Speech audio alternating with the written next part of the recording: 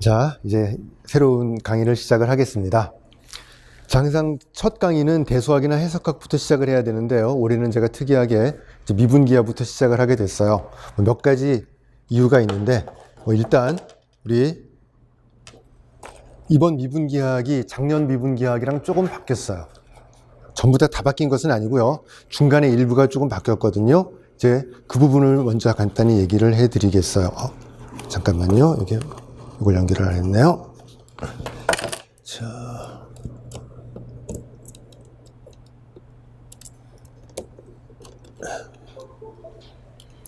자, 일단 우리 미분기약을 좀 다르게 하는 이유는 미분기약 마스터반 기본 이론만도 강의를 하고요. 문제풀이반에서 미분기약을 따로 뺐어요. 미분기약 문제풀이반을 따로 뺐는데, 자, 그 이유가 있어요. 자, 일단 기본 이론반부터 설명은 기본 이론반에서는 기본 개념과 기본 기법을 익히는 거고요. 기본 문제를 중심으로 이제 훈련을 할 거고요. 그 다음에 실제로 우리가 실전적인 문제를 푸는 것은 문제풀이반에서 이제 우리가 해결을 할 거예요. 자, 이제 기본 패턴을 도입해서 제가 강의하는 건 작년과 똑같은데요. 이제 몇 개의 패턴을 제가 추가를 했어요. 작년 말에 문제풀이반을 진행하면서 제가 몇 년 동안 시도했던 이제 패턴 만들기가 있었거든요. 그걸 완성을 해서 그 부분을 추가해서 이제 그 부분을 이제 올해 새로 시작을 할 건데요. 좀 이따 설명을 드릴 거고요. 자, 이제 제 수업은 일단 강의 시간을 1시간 40분 하겠다, 50분 하겠다 딱 정해놓지 않을 거예요. 주제에 따라서 어떤 강의는 좀 길거고요. 어떤 강의는 좀 짧고 그 주제에 맞춰서 강의를 할 건데요. 자, 일단 직강을 수강하시는 분들은 또 너무 시간이 길어버리면 집중하기 힘들거든요. 중간에 적당히 잘라서는 갈 거예요. 다만 인강은 이어붙여서 한 강의로 만들어 드릴 테니까 인강을 수강하시는 분들은 여러분이 편할 때 중간중간 잘라서 수강하시면 될 거예요. 자, 자른 부분이 좀 어색할 수도 있어요. 중간에 갑자기 강의가 끊긴 것 같다? 그건 이제 직강생들을 위해서 잠깐 쉬었다 가는 시간이라고 생각해 주시고요. 그렇게 준비를 해 주시면 될 거예요.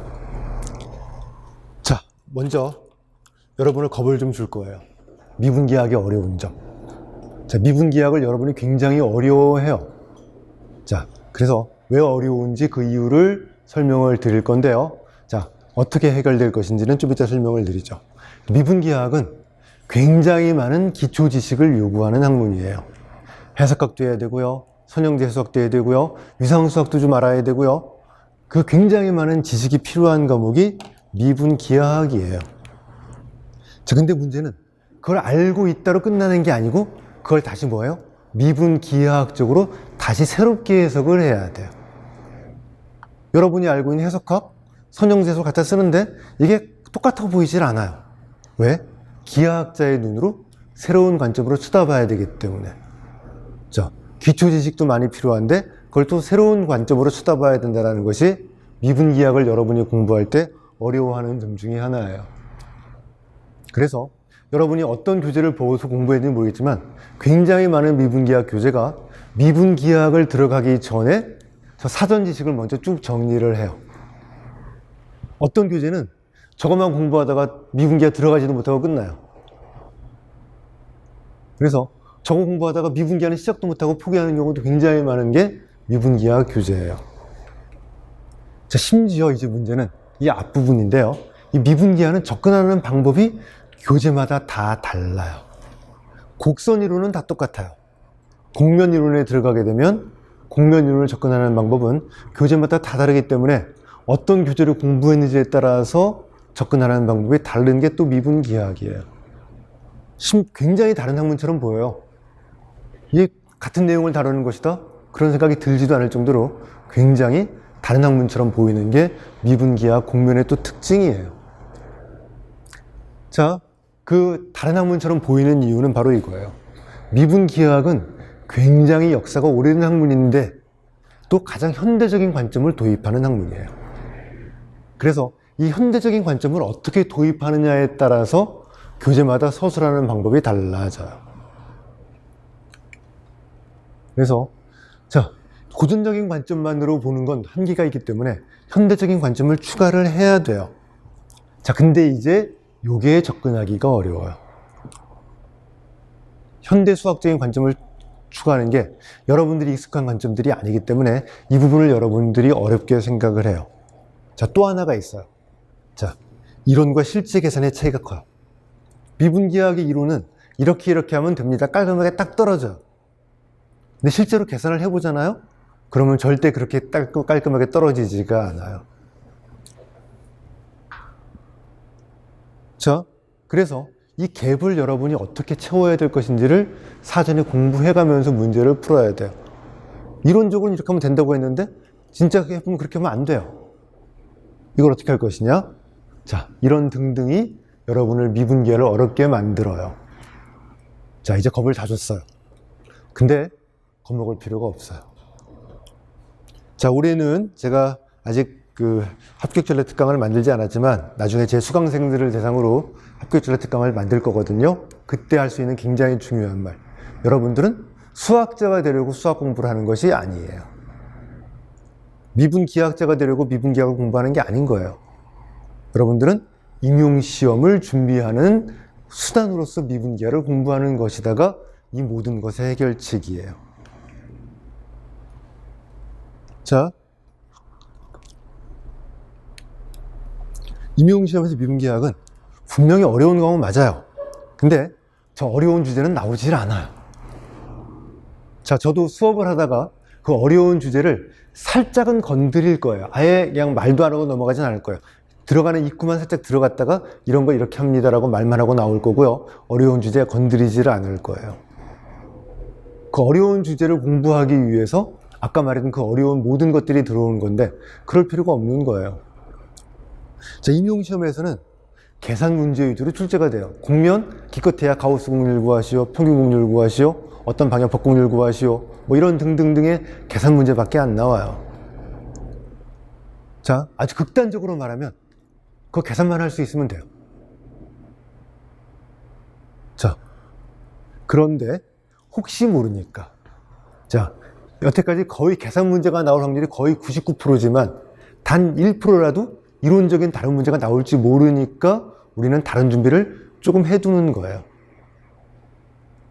자, 이런 마음으로 여러분들이 미분기하를 접근을 해야 돼요. 자, 서술형 문제가 계산 문제가 나왔어요. 근데 여러분 아실 거예요. 답안지가 길지 않아요. 계산 과정 다 쓸 수가 없어요. 중간 단계 몇 단계 딱딱 쓰고 답을 딱 써주면 끝. 그래서 생각보다 이 미분기하가 굉장히 접근하기, 자, 일반적인 수학 교재로 접근하는 건 굉장히 어려워요. 왜? 일반적인 수학 교재는 임용시험을 수단으로 쓴 교재가 아니거든요. 수학을 공부하려는 사람들이 보게끔 만든 교재예요.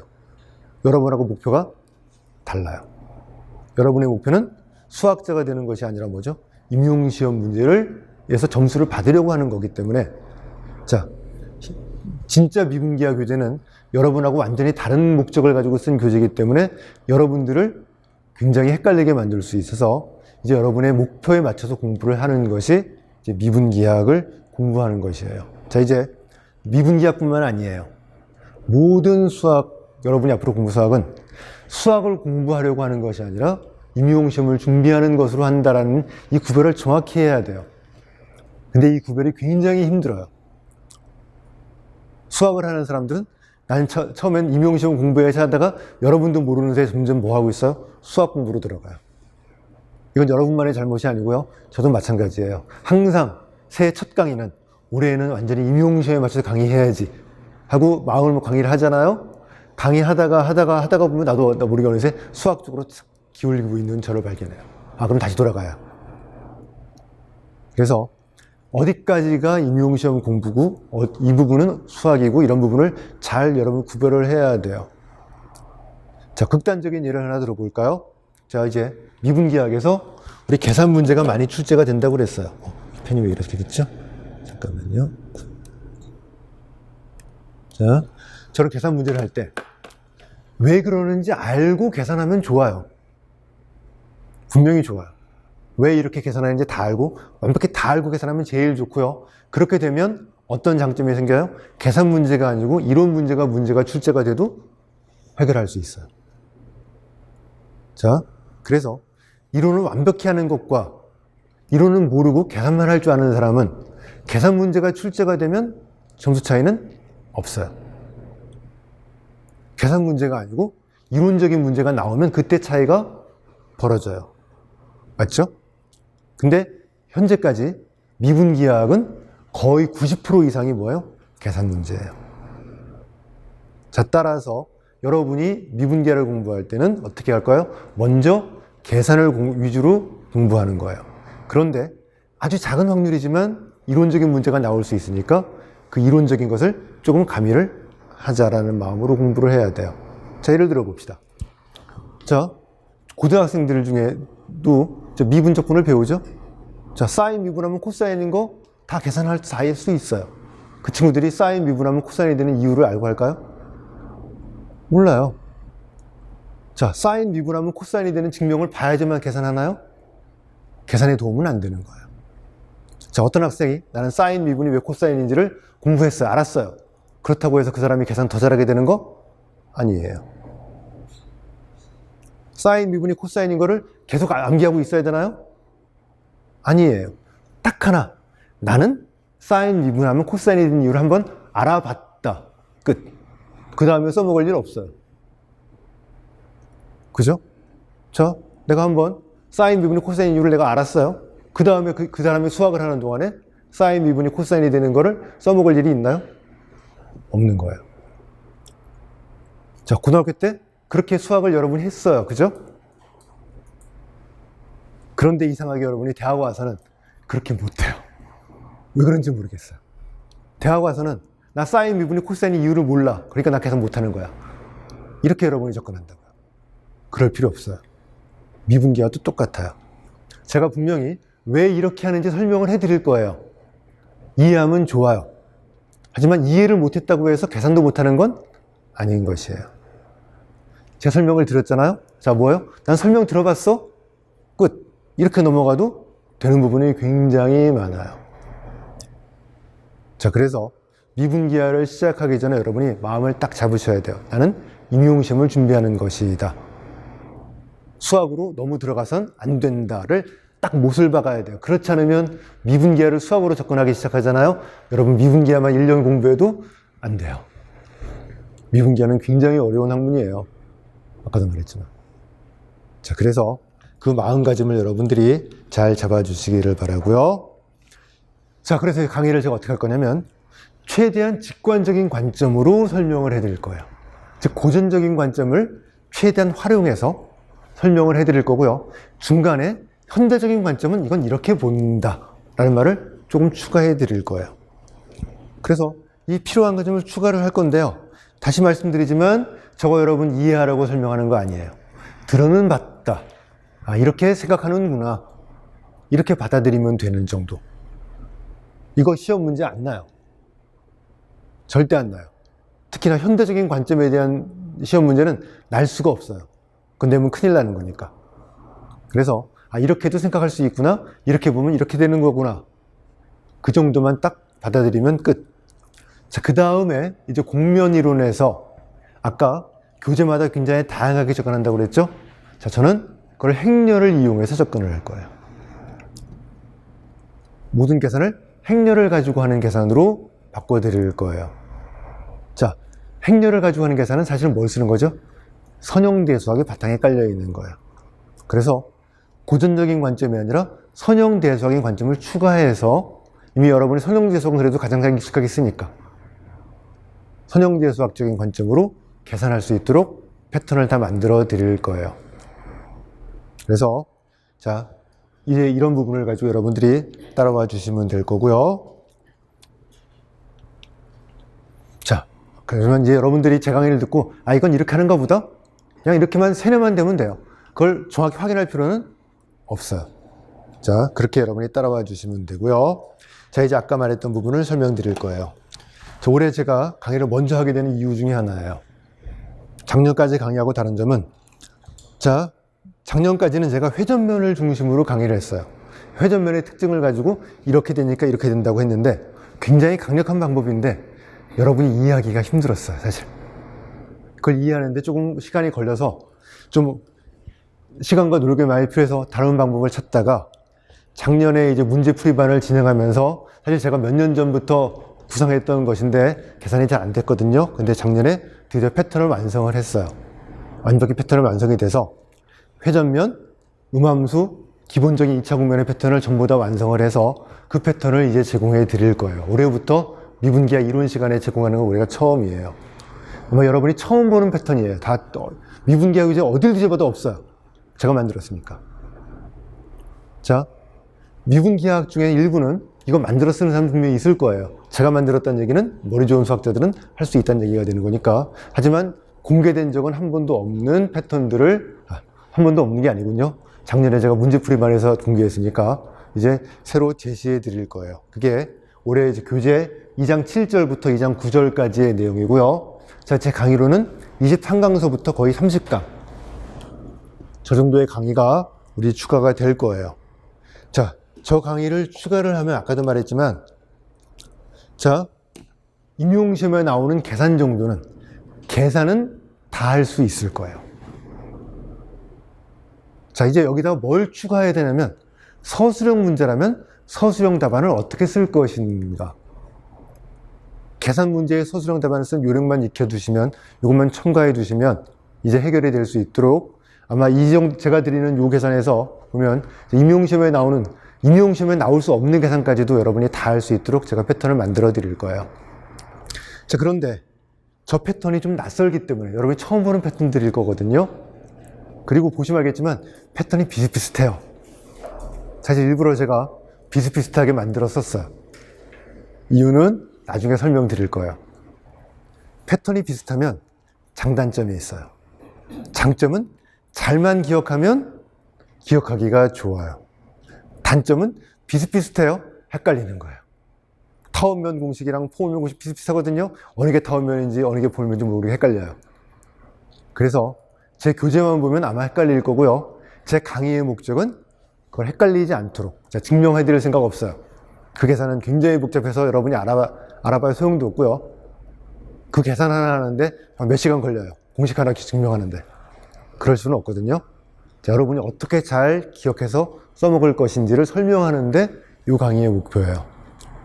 그래서 이 부분은 나중에 굉장히 비슷한 패턴들이 나오는데 이걸 어떻게 기억할 것인지 잘 기억해서 적용만 하면 답만 구하는 거라면 아주 빠르게 계산의 답을 구할 수 있도록 제가 패턴을 완성해 드렸어요. 자, 그래 이게 이제 올해 미분기의 마스터반의 목표인데요. 자, 이제 이 패턴을 기본 이론반에서 연습을 많이 할 수는 없어요. 이 연습을 언제 할 거예요? 문제풀이반에서 패턴을 연습을 할 거예요. 자, 그러다 보니까 보통 제가 미분기하를 마지막에 강의를 넣었더니 그럼 어떻게 되냐면 시간이 쫓겨서 이걸 할 수가 없어요. 또 그리고 여러분이 패턴에 익숙해지는 시간이 필요하기 때문에 미분기하 문제풀이를 따로 뺀 거예요. 그래서 일단 마스터반에서 패턴을 소개해서 패턴을 익히고 문제풀이반에서 저 패턴을 연습해서 이제 계산만은 확실하게. 자, 거기다가 추가할 거 별거 없어요. 서술형 답안을 어떻게 쓸 것인지 추가하는 것도 어렵잖아요. 여러분 나름대로 패턴을 몇 개만 만들어 버리면 돼요. 자, 그러면 임용시험에서 미분기하가 더 이상 어려운 과목이 아니게끔 되게끔 하는 것이 이번 미분기하의 우리 목표예요. 자, 이제 소개는 거의 끝났으니까 이제 미분기하로 본격적으로 들어갑시다. 미분기하를 분류하면 크게 곡선이론과 곡면이론 두 개로 나눌 수 있어요. 자, 그런데 또 내용을 들어가면 자, 국소적 이론과 대역적 이론 이렇게 나뉘어요. 저 한 가지 제 첫 시간이니까 말씀을 드릴게요. 자, 필기는 여러분들 너무 잘하려고 노력하지 마세요. 필기는 여러분의 생각을 막아요. 자, 그리고 항상 제 강의가 끝나면 여러분이 보는 이 화면은 그대로 녹화해서 필기 강의라고 해서 제가 제공해 드릴 거예요. 수업 끝나면 여러분이 집에 가서 따로 이 화면은 그대로 보실 수 있으니까 화면에 있는 내용을 필기하려고 하지 마세요.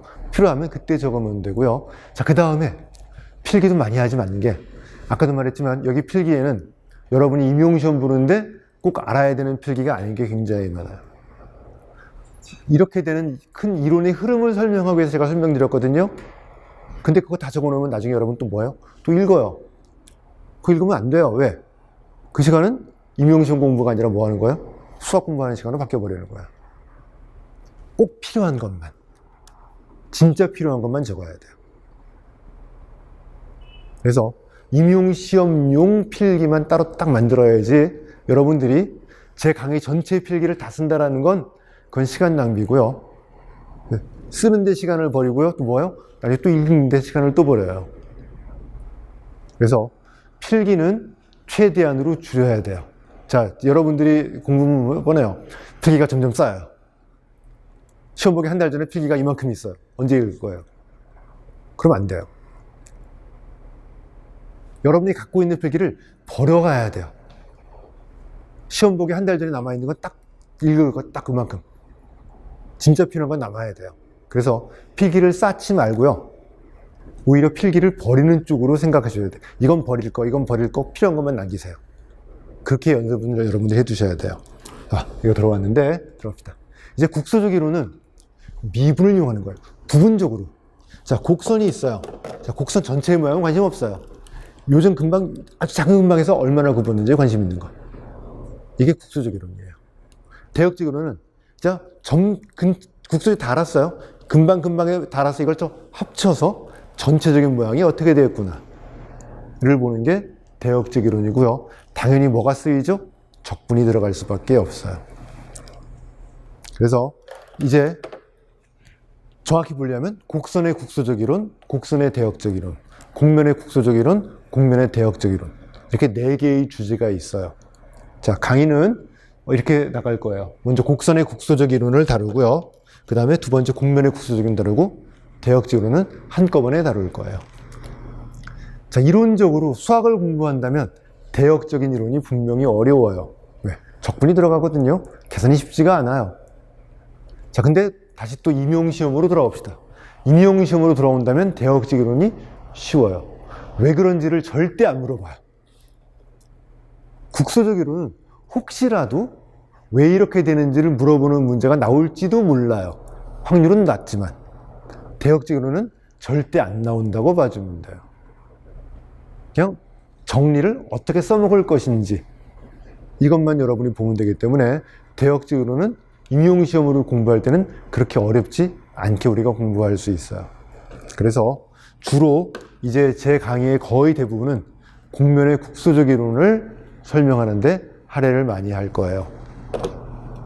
자, 시작을 해봅시다. 먼저 곡선의 국소적 이론부터 우리 시작을 해볼 거예요.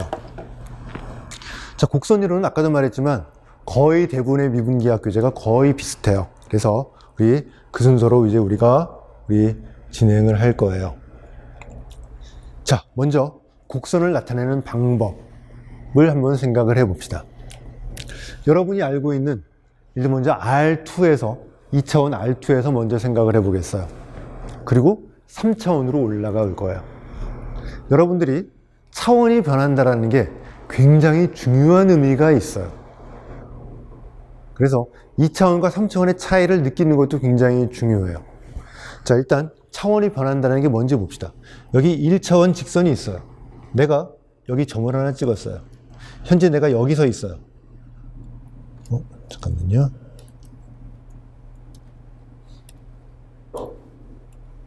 펜이 왜 안 나오죠? 잠깐만, 이렇게 됐나요?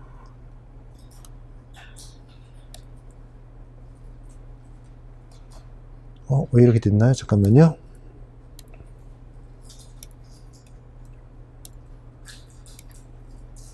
됐어요. 저 과장되게 그리겠어요. 원래 1차원선에는 두께가 없지만 저게 1차원 직선이라고 생각을 하죠. 내가 저기에 가운데 점을 하나 찍었어요. 내가 여기 A란 점에서 B란 점을, 저 점을 거치지 않고 갈 수가 없어요. 자, 이걸 위상수학적으로 뭐라고 부르죠? 내가 여기 한 점만 제거해버리면 두 조각이 나요. 비연결 집합이 돼버려요. 이게 1차원이에요. 2차원에서는 내가 여기 한 점 제거해도 여전히 연결이죠. A에서 B로 가는 방법은 저 한 점이 없다고 해도 전혀 지장받지 않고 얼마든지 갈 수 있어요. 자, 이제 이 움직임의 자유도가 하나 더 는다라는 것이 차원이 하나 더 는다라는 생각이에요. 그래서 일단 제 곡선 이론은 R2의 곡선 이론을 먼저 한 다음에 그 생각을 3차원으로 옮겨갈 3차원 곡선을 다룰 건데요. 기본 아이디어는 똑같아요. 그런데 차원이 하나 늘기 때문에 생기는 딱 그거만큼의 차이밖에 없어요. 나중에 설명을 해드릴 거고요. 그래 먼저 일단 R2의 곡선을 생각해 봅시다. 여러분이 가장 잘 알고 있는 우리 R2의 곡선은 바로 y는 x제곱이라고 부르는 이 형태 함수의 그래프. 저런 꼴의 곡선이 있어요. 자, 또 있죠. 자, 이렇게 x제곱 더하기 y제곱 빼기 1 이퀄 0. 어느 뭐죠? 원의 그래프가 만들어지는 걸 알 수 있어요. 자, 이걸 함수의 그래프, 이건 음함수의 그래프예요. 그 다음에 벡터 방정식 또는 매개변수 방정식이라고 부르는 것. 알파t는 xt, yt. 자, 이제 알파t는 코사인 t, 사인 t 그러면 음함수 방정식이랑 똑같이 반지름 일자리 원을 나타내게 되겠죠. 자, 매개변수 방정식이라고 부르는 이유는 여기 t를 뭐라고 부를 거예요? 매개변수라고 부를 거예요. t가 결정되면 뭐가 결정되죠? x, y가 결정되니까 t를 매개변수라고 불러서 매개변수 방정식.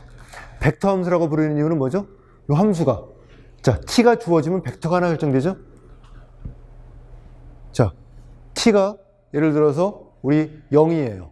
t가 0이면 우리 1, 0 이라고 하는 벡터가 만들어져요. t에 대해서 대응되는 건 뭐죠? 벡터. 그 변수는 t1변수, 벡터 함수라고 부르는 저 함수로서 곡선을 표현할 수 있어요. 자, 표현의 장단점을 보고요. 미분기하학에서 기본적으로 택하는 것이 무엇인지를 보죠. 자, 함수의 그래프.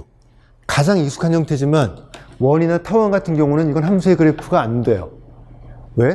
하나의 x에 대해서 두 개의 y가 대응이 될 수 있으니까. 전 함수가 안 되는 거예요. 그래서 자, 이런 형태의 곡선은 다룰 수가 없어요. 그걸 기본 이론을 함수의 그래프를 가지고 기본 이론을 전개를 하면 저런 곡선은 다루지 못한다. 그래서 기본 이론은 함수의 그래프를 다루지는 않을 거예요. 자, 근데 잘 봐야 돼요. 기본 이론은 함수의 그래프를 다루지 않는다지만 저걸 미분기하에서 안 다룬다는 아니에요. 분명히 함수의 그래프도 다룰 건데 기본 이론을 함수의 그래프로 만들지는 않는다. 기본 이론은 뭐를 다룰 수 있도록 포함해야 돼요? 함수의 그래프를 다룰 수 있도록 포함해야 돼요. 그래서 굉장히 중요한 주제예요. 자, 두 번째가 이제 음함수의 그래프. 아까 봤지만 x제곱 더하기 y제곱 빼기 1 이퀄 0이라고 하는 저 음함수는 반지름 일자리 원을 표현하죠. 그렇죠? 자, 여기에 음함수의 요 음이라고 하는 의미를 여러분이 아셔야 돼요. 저 음이 네거티브 마이너스가 아니에요. 자, 원소로 본다면 임플리시트라고 부르는 표현이에요. 자, 우리말로 해석을 하면 감추어져 있다란 뜻으로 쓴 한자어예요. 여러분들이 양지, 음지 할 때 양지는 뭐죠? 햇볕이 드는 쪽, 음지, 그늘이라고 부르는 것 뭐죠? 햇볕이 어떤 그림자에 가려서 감추어진 곳. 햇볕이 안 드는 곳이 음지예요. 그 음에 해당되는 게 음함수의 음자예요. 그래서 함수의 대응 규칙이 감추어져 있다 라는 의미가 되는 게 음함수라는 뜻이에요. 자, 우리 x제곱 더하기 y제곱 빼기 이퀄 0은 두 개의 함수가 감춰져 있죠. y는 루트 1 빼기 x제곱, y는 마이너스 루트 1 빼기 x. 두 개의 함수가 하나의 식에 감추어져 있어요. 자, 음함수는 경우에 따라서 3개, 4개 이상의 함수가 감춰질 수 있어요. 그래서 함수가 감추어져 있는 꼴. 자, 저게 음함수의 그래프가 되고요. 분명히 우리 곡선을 표현할 수 있어요. 자, 근데 문제가 있어요. 저게 곡선이 아닐지도 몰라요. 예를 들어서 x제곱 더하기 y제곱 더하기 1 이퀄 0. 저거는 R2에서는 저건 뭐죠? 공집합이에요. 곡선이 아니에요. 그래서 음함수 표현이 100% 의미를 가질 때에는 R2가 아니라 어디서요? 복소수 평면에서. 복소수에서는 저게 공집합이 아니죠. 그렇죠? 그래서 실수 범위를 벗어나서 복소수 범위로 가야 음함수는 완벽하게 마음대로 막 쓸 수 있어요. 공집합이 아닌 거 알 수 있고요. 쓸 수 있지만, 자, 이제 실수 범위에서는 저런 문제가 생겨요. 음함수식을 줬어요. 우리가 뭐부터 판단해야 돼요? 이게 곡선이 되는, 실수에서 진짜 곡선이 되는지 안 되는지부터 판단해야 돼요. 그렇죠? 자, 그래서 음함수는 조금 문제가 있고요. 자, 또 있어요. 현재 우리는 R2를 다루고 있지만 어디로 가는 게 목표예요? 3차원 공간 R3의 곡선을 다루는 게 목표예요. 사실 일반적인 미분기하는 Rn의 곡선을 다루지만 임용시험은 거기까지 갈 필요가 없기 때문에 3차원까지만 딱 가서 만들 거예요. 자, 3차원에서 똑같은 식을 쓸 거예요. R3에서 똑같은 식을 썼어요. 이거는 원이 아니라 뭐죠? 원기둥. 반지름 일자리 원이 G좌표는 뭐예요? 관계없어요. 쭉 위아래로 쭉 늘어나는 무한히 뻗어가는 뭐죠? 원기둥의 방정식이에요. 곡선이 아니라 뭐가 됐어요? 곡면이 되어버렸죠. 자, 그래서 이러한 단점 때문에 미분기하학에서 곡선 이론의 기본형으로 다룰 수는 없어요. 하지만 역시 우리 저거 뭐예요? 저거 다룰 수 있도록 여러분이 준비를 해야 돼요. 기본 이론은 아니다라는 거지. 저걸 곡선이 아니다는 아니기 때문에 우리 저거 계산할 수 있는 연습을 해야 돼요. 역시 마찬가지로 중요한 주제예요. 자, 세 번째가 이제 벡터 함수 매개변수 방정식이에요. 아까 봤던 알파 t는 xt, yt. t를 매개변수라고 부를 거고요. t가 주어지면 함수값은 뭐죠? 벡터. xt, yt라는 벡터가 만들어지기 때문에 벡터 함수라고 부를 거예요. 자, 여러분이 봤지만 t에서 코사인 t, 사인 t로 보내는 반지름 일자리 원으로 보내는 저 곡선이 하나 만들어져요.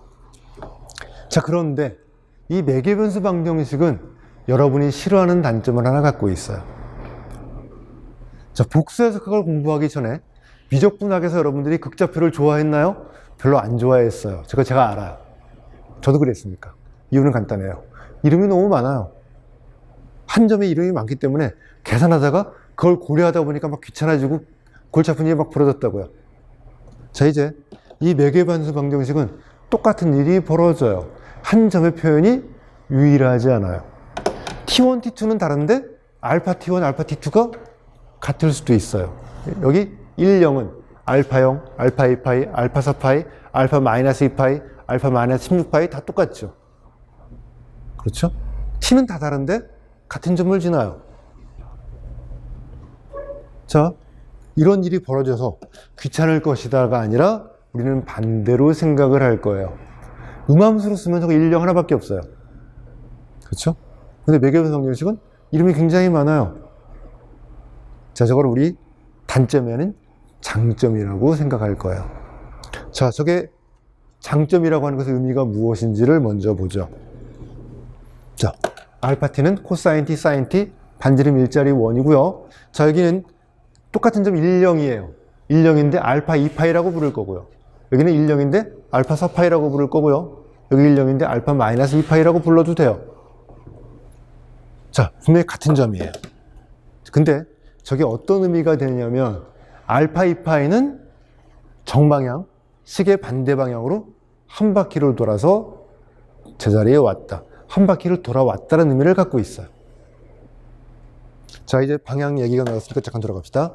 이제 미분기하를 공부할 때 여러분들이 이 방향성은 굉장히 중요해요. 방향성을 놓치면 안 돼요. 이론적으로. 자, 이론적이라는 말을 붙였어요. 자, 그래서 원래 방향성을 따지면 부호가 들어오게 되어 있는데요. 임용시험은 거의 대부분 그 방향성을 묻지 않아요. 나중에 공면에서 법공률 절대 부호가 있어야 돼요. 근데 임용시험에서는 절대값만 구하면 충분해요. 자, 그래서 분명히 제가 말하지만 이 방향성을 이해하는 건 이론적으로 굉장히 중요해요. 하지만 어디까지나 이론적으로예요. 자, 그래서 일단 어떻게 따지는지는 여러분이 알아야 돼요. 가장 기본이 이거예요. R2에서는 여러분이 그래프를 여기 X축, Y축으로 그림을 그리죠. 여러분이 그래프를 그리는 거예요. 자, 그러면 첫 번째 방향을 우리가 뭐로 보죠? X축을 첫 번째 방향으로 봐요. Y축이 두 번째 방향이에요. 첫 번째 방향에서 두 번째 방향을 따라가는 방향. 이게 우리 정방향이에요. 그래서 시계 반대 방향을 정방향으로 부르고 있는 거예요. 자, 우리가 수학하는 사람들이 X축, Y축 이렇게 그림을 그렸다면 정방향은 뭐가 됐을 거예요? 시계 방향이 정방향이 됐겠지만 수학하는 사람들이 제일 처음에 이제 수학을 할 때 이렇게 시작을 했거든요. 그래서 정방향이 시계 방향이 아니라 시계 반대 방향이에요. 자, 이렇게 잡을 거고요. 자, 3차원이라면 우리가 우수계라고 부르는 거죠. 자, 이게 정방향이에요. 기본적으로. 나중에 정확히 따지는 건 나중에 또 설명드릴 거예요. 선형대수학적으로 따지는 건 더 쉽거든요. 자, 이제 이게 첫 번째 방향, 이게 두 번째 방향, 이게 세 번째 방향. 그래서 정면이 첫 번째, 왼쪽이 두 번째, 머리가 세 번째 방향. 이렇게 나가는 걸 정방향이라고 그림을 그릴 거예요. 자, 그래서 여러분이 혹시 나중에 선생님이 되셔서 3차원 좌표를 그려줄 때 조심해야 돼요. 자, 이제 이렇게 그림을 그리는 선생님이 굉장히 많아요. X, Y 이러면 틀려요. 이거 좌측이에요. 자, 이쪽을 정면이라고 보세요. 여러분 여기서 보세요. 그러면 정면, 이쪽은 뭐죠? 오른쪽 하늘. 두 번째 방향 오른쪽을 잡았어요. 그래서 좌측인 거예요. 저렇게 그림을 그리면 안 되고요. 그러면 방향성을 따지지 않는 게서는 저는 문제가 안 되는데, 방향성을 따질 때 문제가 발생해서 그림 어떻게 그려줘야 돼요? 항상 X, Y, Z 이렇게 그림을 그려야 돼요. 근데 여러분 인터넷에 보세요. 어떤 그림을 볼 때 이렇게 그림을 그리는 그림도 굉장히 많이 돌아다녀요. 인터넷에 한 개. 이게 잘못된 거거든요. 근데 이렇게 돼가지고 그래프를 그리는 그림이 굉장히 많아요. 자, 제가 고백하면 제 고등학교 선생님이 이렇게 그림을 그렸어요. 그래서 제가 그걸 배웠어요. 나중에 제가 기하학을 하는데 계산이 어떤 계산은 부호가 다 틀려요. 왜 그런지 몰랐어요. 이유는 딱 저거 하나예요. 저 그림을 가지고 생각하니까 내가 생각하는 거랑 계산이랑 부호가 다 반대가 되는 거예요. 방향성이 나는 좌수계로 생각했거든요. 그걸 아는데 굉장히 오래 걸렸어요. 자, 선생님이 되시면 이런 거 설명하지 마시고요. 그림만 항상 어떻게 그려주세요? 이유는 되지 마세요. 설명해봐야 학생들 싫어해요. 그림만 여러분이 항상 이렇게 그림을 그려주세요. X, Y, Z. 그래야 우수계로 그림을 그리고, 그러면 여러분 제자 중에 혹시라도 수학을 계속 공부할 사람이 있다면 그 학생들은 모를 거예요. 여러분들이 얼마나 큰 도움을 줬는지. 이 그림으로 생각하게 돼야 수학 공부할 때 나중에 방해를 안 받거든요. 잘못 그림을 그려주면 그 학생 수학하다가 포기할지도 몰라요. 저 포기할 뻔했어요. 도저히 안 맞는 거죠, 계산이. 나중에 봤더니 딱 하나. 이 그림 하나 잘못 그려서 생기는 일이니까. 자, 이게 또 딴 데로 새버렸네요. 자, 일단 방향성은 나중에 또 한번 얘기할 거지만 또 다시 말씀드릴 거예요. 너무 깊게 들어가지 맙시다. 왜? 임용시험에서는 거의 그 방향성을 물어보지는 거의 않으니까. 자, 이제 알파 4파이라고 부르는 건 똑같이 일령인데요. 자, 한 바퀴를 돌고 또 돌았다는 얘기죠. 정방향으로 두 바퀴를 돌아왔다라고 알파 2파이랑 구별할 수가 있어요. 알파 마이너스 2파이는 한 바퀴를 돌았는데 뭐인 거예요? 음의 방향으로 한 바퀴를 돌아왔다. 자, 음함수로 본다면 일령이라는 점을 저렇게 구별할 수가 없어요. 이게 매개분수 방정식의 뭐예요? 장점이에요. 점을 정확하게 구별할 수 있어. 그래서 하나의 점에 여러 개의 이름이 있어요. 알파 2파이, 알파 4파이, 알파 6파이, 알파 마이너스 8파이 여러 개의 이름이 있는 게 이제 단점이 아니고 장점이라고 생각할 거예요. 자, 예를 들어 이거예요. 요즘에 내가 곡률이라고 부르는 것, 곡률은 9분 정도일 거거든요. 곡률이라고 부르는 걸 생각해 볼 거예요. 그런데 두 번 지나가죠? 이렇게 지나갈 때는 거의 직선처럼 지나가요. 두 번째 지나갈 때는 뭐예요? 좀 많이 굽었어요. 첫 번째 지나갈 때와 두 번째 지나갈 때 9분 정도를 구별할 수 있죠, 이제. 음함수에서는 저거 구별할 수가 없었어요. 이름이 하나니까. 그렇죠? 자, 그래서 요게 이제 우리 무엇이에요? 우리 매개변수 방정식의 장점. 자, 이제 생각합시다. 곡선 이론에서 저 매개변수를 뭐라고 생각할 거냐면 시간이라고 생각할 거예요. 자, 시간이라고 생각해서 곡선은 뭐예요? 어떤 입자가 시간에 따라서 움직이는 좌치를 연결하는 걸 뭐라고 부를 거예요? 곡선이라고 부를 거예요. 그래서 저 t를 시간이라고 생각해주면 이해하기 좋고요. 자, 그러면서부터 뭐랑 관계가 생기죠? 물리학과 관계가 생겨요. 이 미분기하학은 물리학하고도 굉장히 밀접한 관계를 갖고 있어서 수학과 물리학의 중간쯤에 위치해 있다고 생각해 주시면 돼요. 공면이론도 마찬가지예요. 자, 아인슈타인의 상대성 이론 거의 절반은 미분기하학이에요. 자, 그래서 요 물리학적인 관점이 추가가 되는데, 자, 이거 우리 깊게 들어가지는 또 역시 않을 거예요. 그래서 자, T1, T2가 다른데 이제 다른 시간에 같은 점을 지나는 거예요. 이제 여기는 설명이 돼요. T1이라는 시간에 한 번 지나고요, T2라는 시간에 또 지나가는 그 시간을 가지고 한 점이지만 뭐 할 수 있어요? 구별을 할 수 있다. 이게 매개분수 방정식의 장점이고요. 이 장점을 이제 우리가 생각을 해 나갈 거예요. 우함수 표현에서는 불가능하죠. 자, 문제를 보죠. 자, 제 교재에 있는 문제도 일단은 제가 미분기하학을 임용시험용으로 딱 이거 계산만 알려드리면 이런 문제 안 돼도 돼요. 근데 그렇게 공부하면 안 되기 때문에 큰 흐름을 따라서 공부해야 되기 때문에 나오는 문제들이 있어요. 문제 1번 이런 문제는 한번 보고 넘어가세요. 임용이 안 나와요. 신경 쓰지 마세요. 그냥 수업 시간에 한번 듣고 복습도 하지 마세요. 자, 그래서 문제도 여러분이 구별해야 돼요. 어떤 문제는 여러분이 꼭 공부해야 되는 문제, 어떤 문제는 그냥 수업 시간에 듣고 스킵해도 되는 문제. 자, 1번은 그런 문제예요. 굉장히 고전적인 문제고요. XY 평면에서 원점을 일정한 속도로 회전하는 반직선이 있어요. 자, 반직선이 원점을 일정한 속도로 이렇게 회전할 거예요. 근데 어떤 점이 반직선이 있거든요. 이게 일정한 속도로 점점점 원점에서 멀어져 가고 있어요. 자, 이걸 매개분수 방정식으로 표현하시오. 이걸 아르키메데스의 나선이라고 부른다. 뭐 시간 끌지 맙시다. 반직선 ON이 이제 원점을 중심으로 반직선 ON이 이렇게 쭉 회전해요. 자, 회전하기 때문에 X축하고 이루는 각 세타가 있는데, 자, 이제 곡선의 극방정식은 R 이퀄 A 세타가 되겠죠. 거리가 어디에 비례해요? 세타에 비례해요. 그렇죠?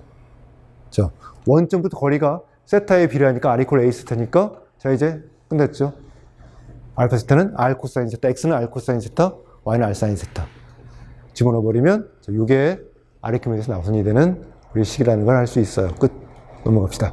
그래프는 자, 이제 여기 주황색으로 보이는 요걸 따라 이렇게 나가는 게 아르키메데스 나선이라고 부르는 것. 굉장히 고전적인 나선이죠. 진짜 그리스의 아르키메데스가 생각했던 나선이에요. 자, 이제 약간의 개념적인 얘기를 시작을 할 거예요. 미분기하를 하면서 여러분 반드시 어떤 교재로 공부하든 반드시 익혀야 되는 개념. 벡터를 보는 관점을 두 가지를 익혀야 돼요. 이거 적지 말고 그냥 받아들이면 끝이에요. 자, 관점을 익힌다는 건 이해한다가 아니라 받아들인다예요. 처음에는 이해한다와 받아들인다 차이를 모르죠? 여러분들은 0이 숫자인 거 당연하죠? 아무도 의심 안 해요. 500년 전에 유럽으로 돌아가 볼까요? 0이 숫자라고 주장했다가 난리가 났어요. 왜 0이 숫자냐? 0은 없다를 표현하는 기호인데 없는 게 어떻게 숫자냐? 0이 유럽 수학에 들어온 지는 거의 기껏해 5, 600년밖에 안 됐어요. 이해시킬 수가 없어요. 왜? 그 사람들은 고정관념으로 0은 숫자가 아니다를 딱 머릿속에 못 박고 있기 때문에. 여러분 이해해서 알고 있나요? 고정관념으로 주입받은 거예요. 여러분 수학을 배울 때부터, 산수를 배울 때부터 0이라는 숫자, 0은 숫자야 한 번도 의심해 본 적 없죠?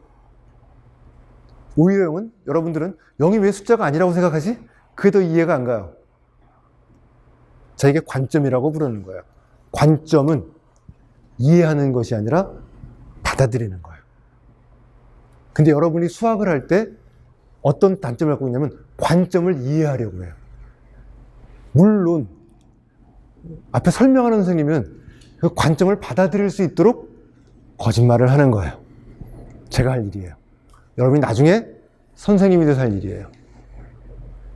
나중에 여러분들이 학생들한테 집합을 가르칠 거예요. 집합에 대해 설명을 할 거예요. 다 거짓말이에요. 왜? 집합은 무정 용어예요. 수학에서. 집합은 정의하지 않고 사용하는 용어거든요. 근데 여러분은 그 집합의 개념을 설명을 해요. 거짓말인 건 당연한 거예요. 자, 왜 그런 작업을 하죠? 학생들이 집합이라는 개념을, 관점을 받아들이도록 여러분들이 뭐 하는 거예요? 고정관념을 주입하는 거예요. 그래서 제가 관점이라고 부르는 말은 여러분 나중에 이해했다고 여러분이 말을 하지만 이해한 게 아니라 받아들이는데 거부감이 없었다예요. 선생님이 설명을 잘해서, 거짓말을 잘 쳐서, 정확히 말하면 설명을 잘한 게 아니에요. 거짓말을 잘해서 여러분들이 받아들이는데 전혀 문제가 없도록 거짓말을 잘했다가 관점을 받아들이게 만드는 거예요. 새로운 관점은 이해하는 것이 아니라 이렇게 쓰면 편리하구나, 이렇게 써도 되겠구나, 받아들이는 마음인 거예요. 미분기하를 할 때는 특히나 그런 마음이 굉장히 중요해요. 저 0은 숫자다를 여러분이 받아들이는데 전혀 지장이 없었던 것. 왜?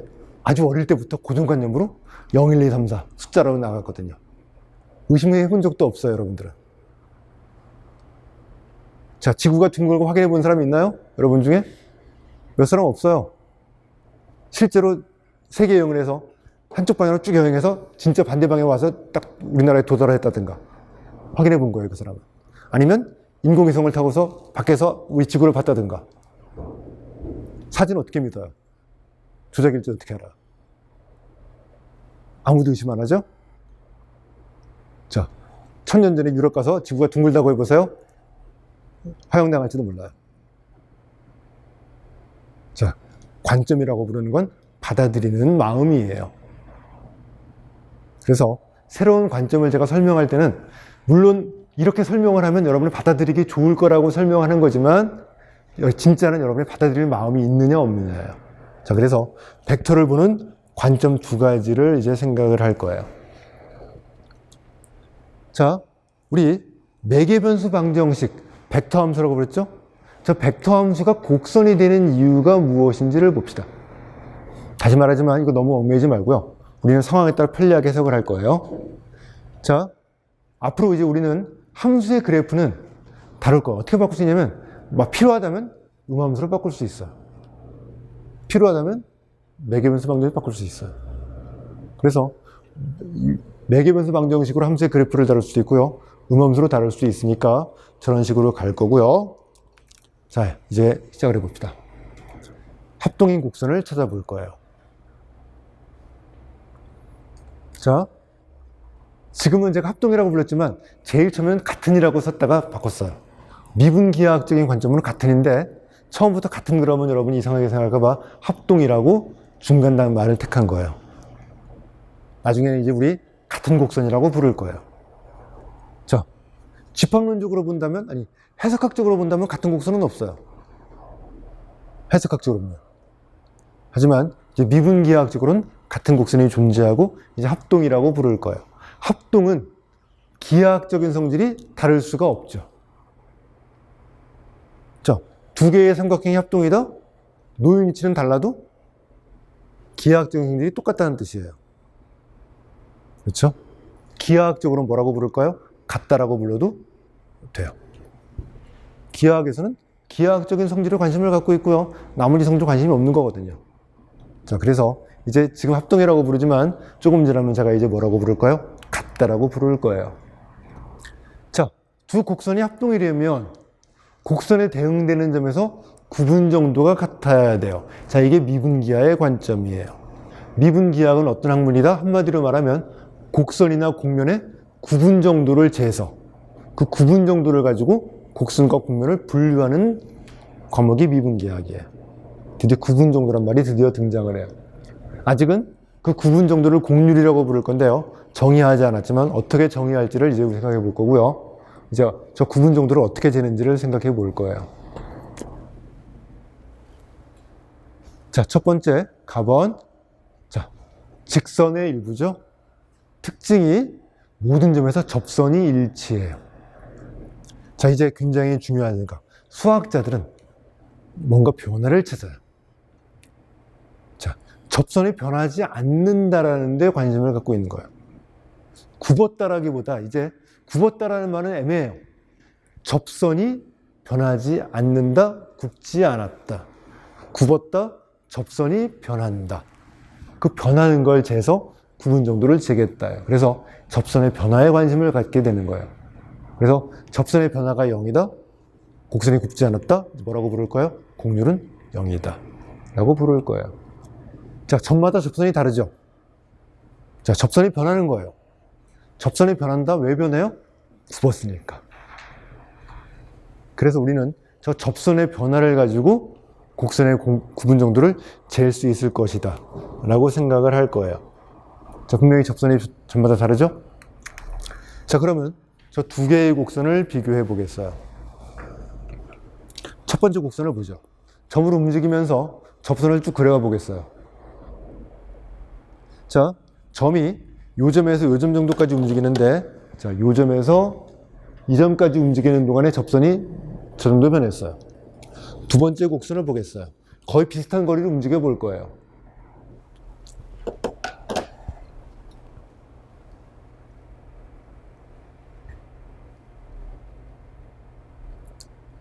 자, 거의 비슷한 거리를 움직였는데 접선이 어떻게 됐어요? 훨씬 많이 변했죠.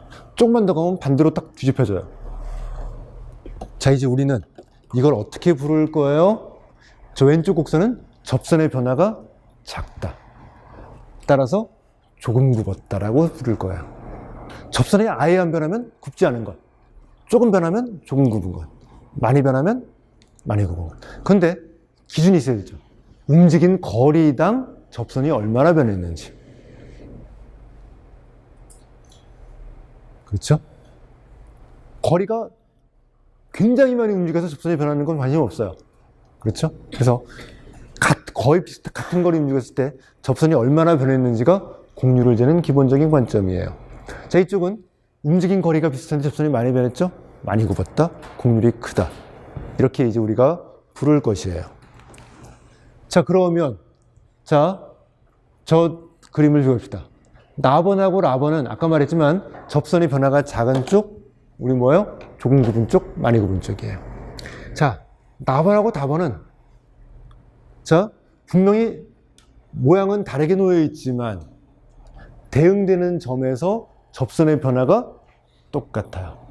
다른 말로 해서 회전이동, 평행이동을 해서 뭐 할 수 있어요? 겹칠 수가 있어요. 자, 이제 미분기하학에서는 회전이동, 평행이동은 자, 기하학에서는 합동변환이라고 부르는 거예요. 나중에 우리가 뭐라고 부를 거예요? 아이소메트리라고 부를 거예요. 자, 합동변환은 이제 뭐예요? 기하학적인 성질을 바꾸지 않아요. 회전이동, 평행이동은 기하학적인 성질을 바꾸지 않는 합동변환이기 때문에 자, 회전이동, 평행이동으로 두 개의 곡선이 겹쳤다는 얘기는 무슨 뜻이에요? 기하학적인 성질이 똑같다. 미분기하학적으로 같은 곡선이다 라고 부를 거예요. 그래서 이제 앞으로 미분기하학을 하는 동안에는 회전이동, 평행이동은 무시할 거예요. 기하학적인 성질은 바꾸지 않으니까. 자, 그런데 수학을 할 때 다 무시하는 건 아니죠. 내가 어떤 문제를 푸느냐에 따라서 회전이동, 평행이동을 생각해야 될지도 몰라요. 그래서 미분기하학 문제를 풀 때에도 문제에 따라서 어떤 문제를 풀 때는 회전이동, 평행이동은 무시. 어떤 문제를 풀 때는 회전이동이 있으니까 고려하는 것. 무엇을 구하는지에 따라 달라져요. 예를 들어서 원점에서부터 거리를 구하고 싶어요. 회전, 평행이동을 무시하면 안 되죠. 내가 구하는 게 원점으로부터 거리라면 회전이동, 평행이동은 굉장히 중요해요. 무시하면 안 돼요. 근데 내가 구하는 것이 그 도형의 다른 기하학적인 성질, 자체만의 성질, 구분 정도라면 무시해도 돼요. 이런 부분을 여러분이 잘 판단해 주시면 돼요. 자, 또 미리 말씀드리면 대칭이동은 대칭이동은 기하학적인 성질을 거의 보존해요. 자, 방향성은 예외로 하고. 대칭은 몇 차원 공간에서 뭐에 대한 대칭이냐에 따라서 방향성이 바뀌는지 안 바뀌는지가 달라져요. 방향성을 제외하면 다 보존해 주고요. 대칭이동은 방향성은 케이스 바이 케이스. 자, R2에서 점대칭은 방향성을 보존해요. R2에서 선대칭은 방향성을 바꿔요. 이런 것들은 나중에 생각하는 방법을 또 한번 설명을 드릴 거예요. 자, 아까 말했던 부분이죠. 자, 미분기하학에서는 곡선이 놓인 위치나 방향은 무시할 거예요. 자, 반지름 일자리 원은 여기 이렇게 놓여있으나 이렇게 놓여있으나 다 뭐예요? 반지름 일자리 원일 뿐이에요. 자, 이걸 무시해버리고 같은 곡선이라고 이제 우리가 부를 거예요. 그래서 이제 여기 있는 알파하고 베타는 자, 놓여있는 위치, 방향은 다르지만 이제 미분계학에서는 구별하지 않고 동형인 곡선, 같은 곡선이라고 부르겠다라는 마음으로 받아들여 주시면 돼요. 자, 그러면 곡률을 어떻게 정의할지를 봅시다. 직선은 굽지 않은 선이고 원은 모든 점에서 똑같이 구분적으로 똑같아요. 그래서 우리가 정의한 곡률은 어떤 성질을 만족해야 돼요? 굽지 않았으면 곡률을 0이라고 부르고 싶어요. 직선의 곡률은 0이 나와야 돼요. 나중에 확인해 볼 거예요. 원의 곡률은 뭐가 나와야 돼요? 상수. 그런데 원의 곡률은 반지름하고 관계가, 반지름이 작은 원과 반지름이 큰 원은 어느 쪽이 더 많이 굽었죠? 반지름이 작은 원이 더 많이 굽은 거예요. 반지름이 더 키워볼까요? 안 굽어 보여요. 이거 반지름이 굉장히 큰 원이기 때문에. 화면에 못 그려서 일부만 그렸어요. 반지름이 크면 클수록 구분 정도는 작아져야 되니까 원의 곡률은 어디에 반비례해야 돼요? 반지름에 반비례할 것이다. 그래야 곡률이 제대로 정의가 될 거고요. 우리가 저렇게 정의를 이제 해볼 거예요. 자, 이제 우리 주제가 곡선의 접선의 변화를 어떻게 잴 것이냐? 이제 첫 번째 주제로 이제 들어갈 거예요. 자, 그 다음에 나오는 얘는 여러분이 다 알고 있는 직선의 방정식, 평면의 방정식, 원의 방정, 구의 방정식. 이거를 그냥 쭉 정리를 한번 했어요. 굳이 제가 설명드릴 필요가 없으니까 여러분 보시면 되겠지만, 자, 이제 이게 직선의 방정식이거든요. 딱 보는 순간 지나는 점을 알아야 돼요. 어디를 지나요? X0, Y0, G0를 지나고 방향이 어느 방향이에요? V1, V2, V3 방향인 직선의 방정식이다. 그래서 예를 들어 2 마이너스 t 3 플러스 2t 4 더하기 t. 자, 뭐죠? 2, 3, 4를 지나고 방향이 어느 방향이에요? 마이너스 1, 2, 1 방향의 직선의 방정식이다. 딱 보고 알 수 있도록 여러분들이 해두시면 되고요. 자, 직선의 방정식을 표현하는 방법은 또 하나 있죠? 자, 이 두 개 같은 표현인 거 써보면 알 수 있어요. 금방 확인할 수 있을 거고요. 자, 평면의 방정식. 자, 주로 이제 이렇게 쓸 거예요. ax 더하기 by 더하기 c 이퀄 t. 딱 보는 순간 이 평면은 어디에 수직인 평면이에요? a, b, c라는 벡터의 수직인 평면이에요. 이거 보자마자 나와야 돼요. 이런 계산들은 여러분들이 미적분학이라든지 찾아보시면 나와 있을 거니까 확인해 보시면 되고요. 그래서 자, 여러분들이 여기 예 2번, 3번, 4번은 여러분이 공부하시는 걸로 하고 넘어가도록 할 거예요. 다 잘 알고 있는 부분이니까. 자, 잠깐 쉬었다가 계속하도록 하죠.